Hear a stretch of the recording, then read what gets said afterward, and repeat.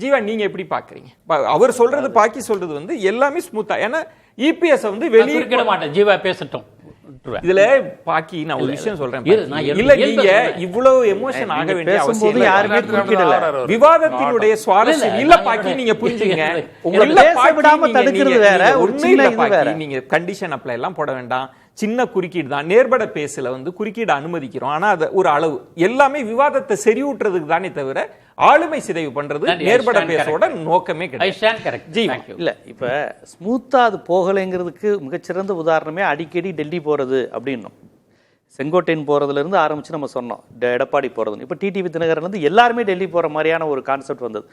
இது ஒரு திராவிட கட்சியை, ஒரு வலிமையான மாநில கட்சியை ஒண்ணுமே இல்லைன்னு இந்த உலகத்துக்கு காமிக்கக்கூடிய விஷயம். பாஜக ஆல்ரெடி மாநில கட்சிகளை ஒண்ணுமே இல்லாம ஆக்கிட்டு வருது. தமிழ்நாட்டில் அதுக்கு எல்லா போராட்டங்களையும் பண்ணிட்டு வருது. அந்த விதத்தில் எடப்பாடியை அவ்வளவு சீக்கிரம் எடப்பாடி இந்த அளவுக்கு போராடிக்கிட்டு இருக்காரு. 28 சீட்டுங்கிறாங்க. அது உண்மையா இருந்தாலே மிகப்பெரிய விஷயம்தான். ஆனா 28ங்கிற நம்பர்ல சுருக்கிறது மட்டும் இல்லாம எந்தெந்த தொகுதிகள், அது ஒரு மிக முக்கியமான விஷயம். அந்த இடம் தான் பாக்கி அவர்கள் ராமேஸ்வரம், ஸ்ரீரங்கம். இல்ல அந்த இடம் தான் நீங்க சொல்லுங்க. பாக்கி அவர்கள் சொல்றது அந்த கால் என்ன வேணா, அது டெல்லிக்கு போறதா இருக்கலாம், அங்க சந்திப்பு நடத்துறதா இருக்கலாம். ஆனா ஃபைனல் கால்ன்றது பழனிசாமி அவர்கள் தான் எடுக்க போறாங்க. இல்ல அங்க அவங்க அவர் கையில தான் இருக்கு. அதுக்கு இவ்வளவு டெல்லி போக வேண்டிய அவசியம் இல்லையே. அவங்க கேட்பது எல்லாமே அதிமுக செல்வாக்கான தொகுதிகள். அது மட்டும் இல்லை, நிறைய இடத்துல உங்களுக்கு வந்து பாமக, அமமுக, அதிமுக இங்கே முட்டி மோத போது பாஜகவுடைய ஒரே விஷயம் என்னன்னா, தமிழ்நாட்டை பொறுத்தவரையும் அதிமுக செல்வாக்கான இடத்துலலாம் நம்ம நின்றணும். அவங்க கேட்குற எல்லாமே ஏடிஎம்கே வச்சு ஜெயிக்கிற தொகுதிகள். பாஜகவுக்குன்னு கன்னியாகுமரியை தவிர்த்து பெரிய லெவலில். எனக்கு ஒரு உதாரணம் சொல்லுங்க. இப்ப காங்கிரஸ் இருக்குல்ல, ஒரு உதாரணத்துக்காக நான் தலைப்பை டீவியேட் பண்ணல, அவங்க ஒரு அழுத்தம் கொடுக்குறாங்கல்ல, அவங்க கொடுப்போம் தாவேக்கா அது இதெல்லாம் சொல்றாங்கல்ல, அங்க நம்ம வந்து ஆளுமைன்ற ஒன்ன கொஸ்டின் பண்றதே இல்லை. இவ்வளவு தூரம் கேட்கறாங்களேன்னு. இங்க இவங்க கேட்கறாங்க, ஆனா முடிவெடுக்க போறது பழனிசாமி அவங்க தானே. அவர் கையில தானே கண்ட்ரோல் இருக்க. இங்க கடைசியில தமிழ்நாடு முதலமைச்சர் தானே முடிவெடுத்தாரு. திமுக தானே கடைசியில முடிவெடுத்தது. இந்த 3 சீட்டு கூட கொடுத்ததையே அவமானமாகவும், இவ்வளவு சீட்டு கொடுத்துட்டீங்களே, அவங்க எவ்வளவு இருக்கிறாங்கன்னு திமுகவும் திமுகவுடைய கூட்டணி கட்சிகளும் கதறக்கூடிய நிலையில இருக்கு. அங்க நீங்க வந்து எல்லாருமே இப்ப காங்கிரஸை விமர்சிச்சு பேசுறாங்கல்ல எல்லா விவாதங்களில். திமுக ஆதரவாளர்கள் மற்ற கூட்டணி கட்சியினர்லாம் என்னங்க அவங்களுக்கு போய் 3 சீட்டு கொடுத்துட்டீங்கன்னு. இதுதான் இந்த கூட்டணியுடைய வலிமை.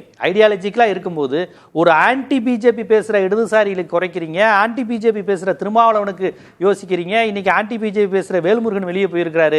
ஆன்டி பிஜேபினா என்னன்னே தெரியாத தேமுதிகவுக்கு சீட்டு கொடுக்க போறீங்க. கிட்டத்தட்ட பல நேரங்களில் பிஜேபியாவே செயல்பட்ட காங்கிரஸுக்கு 3 சீட்டுங்கிற விமர்சனம் வருது இல்ல. அதுதான் ஆளுமை.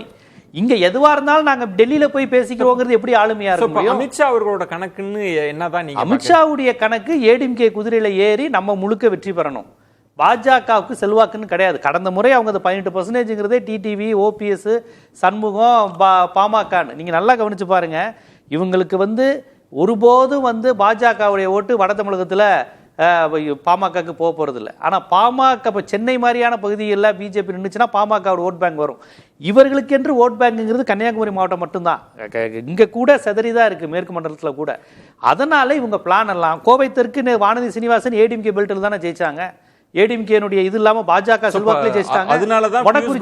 அதனாலதான் பியூஷ் கோயலோட சந்திப்பு தள்ளி போறதோ. ஆமா, தொகுதியில் ஆழ்ந்த அமைதி இருக்குல்ல. மத்த கூட்டணி கட்சி தலைவர்கள் டெல்லிக்கு போன பிறகு சிலர் வந்து பேசாம இருக்கிறதுக்கு பின்னணியில இதுதான் தொகுதி மிகப்பெரிய பிரச்சனையா இருக்கு. அமமுக வட தமிழகத்திலுமே சில தொகுதிகள் கேட்கறாங்க. அவங்க சோளிங்கர், அணைக்கட்டு மாதிரி பகுதியில் அங்கேயுமே வன்னியர் சமுதாயத்தை சேர்ந்த பலர் அமமுக இருக்கிறாங்க.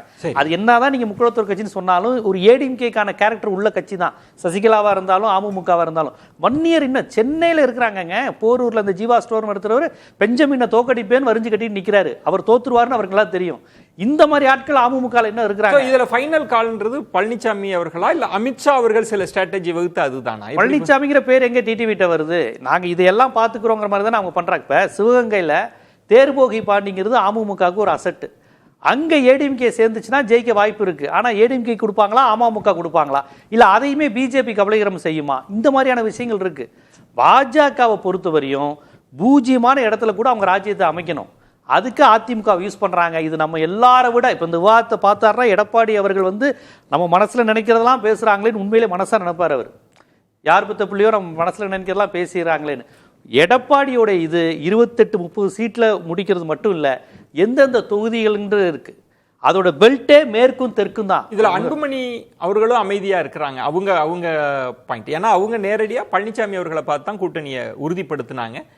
அது கிட்டத்தட்ட தேமுதிக தன்மையில தான் இருந்திருக்க முடியும். ராஜ்யசபாவில இருந்து எல்லாம் பேசிதானே முடிவெடுத்திருக்க முடியும். இங்கேயும் தினகரன் அவர்கள் உள்ளுக்கு போறப்ப பேசாமையா போயிருப்பாங்க. நாங்க உள்ளுக்கு வரோம், எங்களுக்கு இதெல்லாம் உறுதி. அவர் தான் பாஜக கூட்டணியில இணையறேன்னு தானே சொல்றாரு. ஆல்ரெடி இருந்த பாஜக அப்பயே என்ன சொன்னாருன்னா, எங்களுக்கு ஒரு கௌரவமான இடங்கள் கிடைக்கும்ன்ற நம்பிக்கையில தான் நான் உள்ளுக்கு வந்தேன்னு பேட்டி இருக்குல்ல. இப்ப அவர் அமித்ஷா கிட்ட பொறுப்பை கொடுத்துட்டு இருக்கிறாங்க.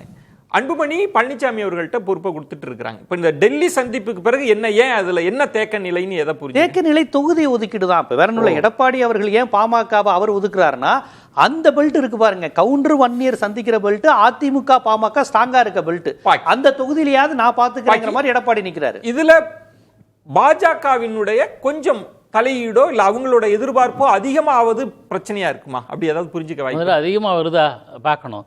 முதல்ல நீங்க கவனிக்கணும் சார், அனைத்து இந்திய அண்ணா திமுகவும் பாஜகவும் கூட்டணி சேர்ந்தது எப்போ? 2025 ஏப்ரல் மாசம் 11, 12. அப்போ எடப்பாடியோட இதெல்லாம் விவாதிக்கப்பட்டது, இதே தளத்தில் விவாதிச்சோம்.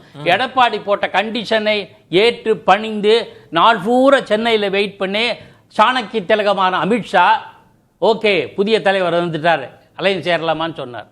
ஆனா நாம என்ன பண்ணுவோம், அவர் கூப்பிட்டு இவர் போனாரு, இவரவே பேசவே இல்லை, அவரே பேசினாருன்னு நம்ம புதுசா கண்டுபிடிச்சு அது பேசுவோம். பழனிசாமி அவர்களோட கண்டிஷனுக்கு தான் அமித்ஷா அவர்கள் ஈல்ட் ஆயிருக்காங்க சார்.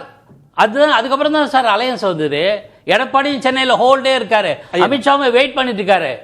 இது கன்ஃபார்ம் ஆன பிறகு தான் சென்னை நடந்த பத்திரிகையாளர் சந்திப்பையே உதாரணம் பாக்கி காமிக்கிறாங்கல்ல. பழனிசாமி அவர்களோட கண்டிஷனுக்கு ஒத்துக்கிட்டு தான் சென்னையில ஒரு நாள் முழுவதும் காத்திருந்து விமர்சிக்கப்பட்டது. காத்திருந்து கூட்டணியே அப்படின்னா புடி பழனிசாமி அவங்கள்ட்ட தான் இருக்குன்றது இல்லை. அப்புறம் கடைசியாக முதல்ல என்டிஏ அலையன்ஸ்னு போட்டாங்க. இவங்க உட்காந்து பத்திரிகையாளர்கள் சந்திச்சாங்களே, அது பின்னாடி இருந்த பேனரில் என்டிஏ இருந்துச்சு. அப்புறம் 1 மணி நேரத்துக்கு அவர் ரிமூவ் பண்ணாங்க. அப்புறம் அந்த இடத்துக்கு பழனிசாமி வர்றது வந்துட்டு மிகப்பெரிய சிக்கலாக இருந்தது, இழுன்னு இழுத்தாங்க. கடைசியாக பழனிசாமி வரும்போது மறுபடியும் என்டிஏன்ற பேனர் வந்துருச்சு. பார்த்தீங்களா, என்டிஏன்ற ஒரு விடயத்தை ஒரு தடவையும் அமித்ஷா பேசுகிறாரு. அஇஅதிமுக தலைமையில் தான் ஆட்சி அப்படின்றது ஒரு முறையும் இவர் பழனிசாமி பேசுறாரு. இதனுடைய அர்த்தம் என்னது? அதே பிரஸ் மீட்ல அமித்ஷா சொன்னாரு, எடப்பாடி தலைமையில தான். இல்ல காணொலி பாருங்க, இல்லன்னா நம்ம ஐடி கேட்டு குட் மார்னிங் சொல்லிட்டு இந்த இதுக்கே வரல. மோடி கடைசியா வந்தார்ல, அதிமுகங்கிற பேரே 45 நிமிஷம். ஏங்க மோடி யார் சொன்னா எனக்கு அமித்ஷா மோடி வந்தப்ப 45 நிமிஷம் பேசுறாரு. அந்த கூட்டணியில அதிமுகங்கிற பேரே சொல்லாம 45 நிமிஷம் பேசுறாரு. இங்க எங்க எடப்பாடி? அதையும் நான் விமர்சனம் பண்ணேன், அதையும் விமர்சனம் பண்ணிருக்கேன்.